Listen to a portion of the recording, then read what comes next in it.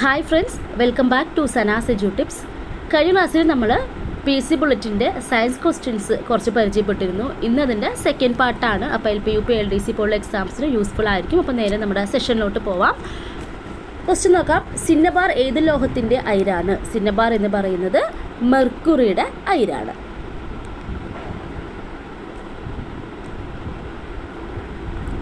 അടുത്ത് നോക്കാം. മൂലകങ്ങളെ അറ്റോമിക മാസിൻ്റെ അടിസ്ഥാനത്തിൽ വേർതിരിച്ച ദിമിത്രി മെൻഡലീവ് ഏത് രാജ്യത്തു നിന്നുള്ള ശാസ്ത്രജ്ഞനാണ്? മൂലകങ്ങളെ അറ്റോമിക മാസിൻ്റെ അടിസ്ഥാനത്തിൽ വേർതിരിച്ച ദിമിത്രി മെൻഡലീവ് എന്ന് പറയുന്നത് റഷ്യ രാജ്യത്തു നിന്നുള്ള ശാസ്ത്രജ്ഞനാണ്. ആറ്റത്തിൻ്റെ ഷെല്ലുകളുടെ എണ്ണം കൂടുന്നതനുസരിച്ച് ആറ്റത്തിൻ്റെ വലുപ്പം എന്ന് പറയുന്നത് കൂടുന്നു. ന്യൂട്രോൺ ഇല്ലാത്ത മൂലകം ഏത്? ന്യൂട്രോൺ ഇല്ലാത്ത മൂലകം ഹൈഡ്രജൻ. ഹൈഡ്രജൻ്റെ ഐസോട്ടോപ്പ് അല്ലാത്തത് ഏത്? ഹൈഡ്രജൻ്റെ ഐസോട്ടോപ്പ് അല്ലാത്തത് എന്ന് പറയുന്നത് ഓപ്ഷൻ ഡി ആണ്, ഹൈഡ്രോളിൻ. പ്രോട്ടിയം, ഡ്യൂട്ടീരിയം, ട്രിഷ്യം എന്നൊക്കെ പറയുന്നത് ഹൈഡ്രജൻ്റെ ഐസോട്ടോപ്പുകളാണ് കേട്ടോ. അപ്പോൾ ഹൈഡ്രോളിൻ എന്ന് പറയുന്നതാണ് ഹൈഡ്രജൻ്റെ ഐസോട്ടോപ്പ് അല്ലാത്തത്. പ്രപഞ്ചത്തിൽ ഏറ്റവും കൂടുതൽ കാണപ്പെടുന്ന മൂലകം ഏത്? പ്രപഞ്ചത്തിൽ ഏറ്റവും കൂടുതൽ കാണപ്പെടുന്ന മൂലകമാണ് പ്രപഞ്ചത്തിലാണ്, അതുകൊണ്ട് ഏതാണ്? ഹൈഡ്രജൻ ആണ്.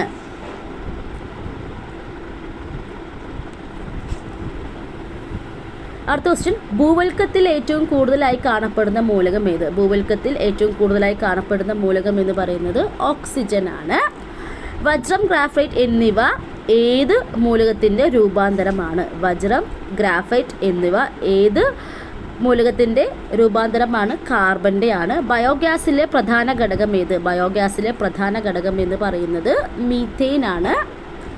ഭക്ഷണ പദാർത്ഥങ്ങൾക്ക് രുചിയും മണവും കൂട്ടാൻ ഉപയോഗിക്കുന്ന രാസവസ്തുവായ അജിനോമോട്ടോ ആദ്യമായി ഉപയോഗിച്ച രാജ്യം ഏത്?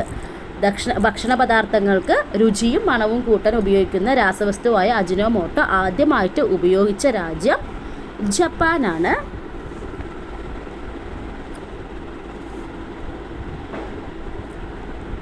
ദൈവഗണം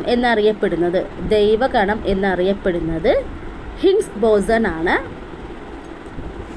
പ്രപഞ്ചത്തിൽ ദ്രവ്യം ഏറ്റവും കൂടുതൽ കാണപ്പെടുന്ന അവസ്ഥ ഏത്? പ്രപഞ്ചത്തിൽ ദ്രവ്യം ഏറ്റവും കൂടുതൽ കാണപ്പെടുന്ന അവസ്ഥ എന്ന് പറയുന്നത് പ്ലാസ്മയാണ്. ആൽബർട്ട് ഐൻസ്റ്റീന് 1921 നോബൽ പുരസ്കാരം ലഭിച്ചത് താഴെ പറയുന്നവയിൽ ഏതുമായി ബന്ധപ്പെട്ടാണ്? ആൽബർട്ട് ഐൻസ്റ്റീന് 1921 നോബൽ പുരസ്കാരം ലഭിച്ചത് ഫോട്ടോ ഇലക്ട്രിക് പ്രഭാവത്തിന് വേണ്ടിയാണ് കേട്ടോ. അടുത്ത ക്വസ്റ്റ്യൻ നോക്കാം. താഴെ പറയുന്നവയിൽ പുനരുപയോഗിക്കാൻ കഴിയാത്ത ഊർജ സ്രോതസ് ഏത്? ഇതിൽ ഓപ്ഷൻ വരുന്നത് പെട്രോളിയം ആണ്. ഓപ്ഷൻ ഡി പെട്രോളിയം ആണ്. ഏറ്റവും കൂടുതൽ താപം ആഗിരണം ചെയ്യുന്ന നിറം ഏത്? ഏറ്റവും കൂടുതൽ താപം ആഗിരണം ചെയ്യുന്ന നിറം എന്ന് പറയുന്നത് കറുപ്പാണ്. താഴെ പറയുന്നവയിൽ ക്രിട്ടിക്കൽ താപനില 35K അല്ലാത്ത മൂലകം ഏത്? ക്രിട്ടിക്കൽ താപനില 35K അല്ലാത്ത മൂലകം ഏത്?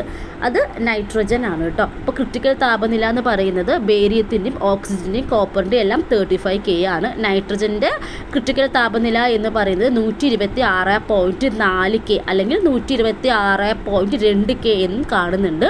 അപ്പോൾ ഒരു PSCയുടെ ക്വസ്റ്റ്യൻ പേപ്പറിൽ, പ്രിലിംസിൻ്റെ ക്വസ്റ്റ്യൻ പേപ്പർ നൈട്രജൻ്റെ ക്രിട്ടിക്കൽ താപനില എന്ന് പറയുന്നത് 126.4K എന്നാണ് തന്നത്. ടെക്സ്റ്റ് ചില ബുക്കുകളിൽ 126.2K എന്നും ഉണ്ട് കേട്ടോ.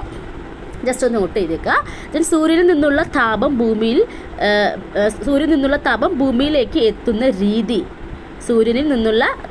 ഭൂമിയിലേക്ക് എത്തുന്ന രീതി എന്ന് പറയുന്നത് വികിരണമാണ്.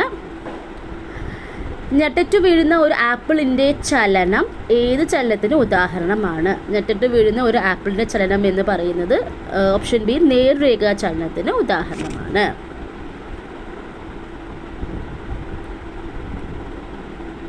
ശബ്ദത്തിൻ്റെ തോത് അളക്കുന്ന യൂണിറ്റ് എന്ന് പറയുന്നത് ഡെസിബൽ ആണ്. സൂര്യനെക്കുറിച്ച് പഠിക്കുന്ന ശാസ്ത്രശാഖ ഏത്? സൂര്യനെക്കുറിച്ച് പഠിക്കുന്ന ശാസ്ത്രശാഖ എന്ന് പറയുന്നത് ഹീലിയോളജിയാണ്. അപ്പോൾ 20 ക്വസ്റ്റ്യൻ പഠിച്ചു എന്ന് വിശ്വസിക്കുന്നു. അപ്പോൾ നമ്മുടെ ക്ലാസ് ഇഷ്ടപ്പെട്ടാൽ ലൈക്ക് ചെയ്യാനും ഷെയർ ചെയ്തൊന്നും മറക്കരുത്. ഇതുപോലെ സെഷൻസിന് വേണ്ടി ചാനൽ സബ്സ്ക്രൈബ് ചെയ്യുക. Keep watching all. Thank you.